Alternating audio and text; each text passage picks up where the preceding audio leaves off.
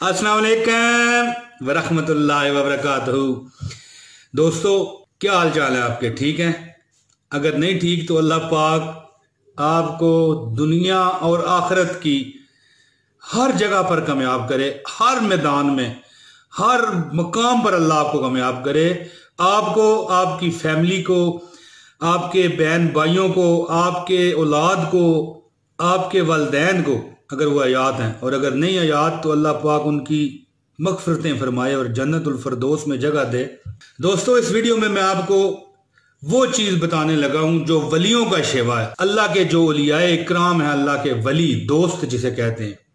खामोशी एक ऐसा हथियार है, ऐसी एक चीज़ है कि जिस जगह पर ये आ जाती है ना, वहां पर अकलें, समझें, किस्मतें वहां पर पहुंच जाती हैं। दोस्तों, मैं आपको खामोशी के 7 फायदे बताने लगा हूं। दोस्तों, खामोशी के पहला फायदा क्या है? अगर आप खामोशी इख्तियार करते हैं, जिस्मानी मशक्कत उठाए बगैर, ये इबादत का जरिया है, बेहतरीन इबादत है।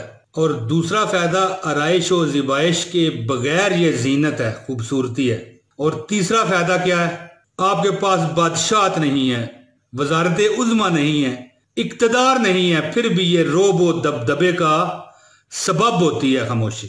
चौथा फायदा, ऊंची दीवारें हुए बगैर ये मजबूत किला है।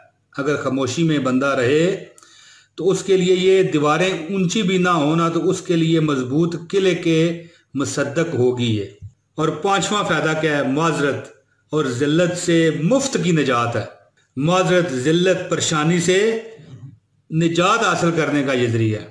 और छठा फायदा क्या है? जहालत और अयूब छुपाने का ये बहुत बड़ा जरिया है।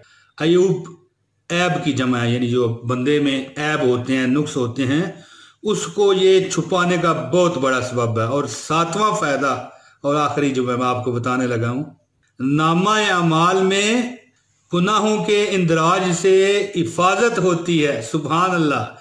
नामा अमाल में जो हम फजूल बातें करेंगे उसकी वजह से जो गुनाह दर्ज होने हैं वो हिफाजत में आ जाता है बंदा और महफूज हो जाता है। दोस्तों, मुझे उम्मीद है कि ये वीडियो आपको मेरी पसंद आई होगी, अगर किसी ने देखी हुई तो तो बहुत शुक्रिया। जल्द अगली वीडियो में आपसे मुलाकात होगी। इजाजत दीजिए। अस्सलाम वालेकुम वरहमतुल्लाहि वबरकातुहू।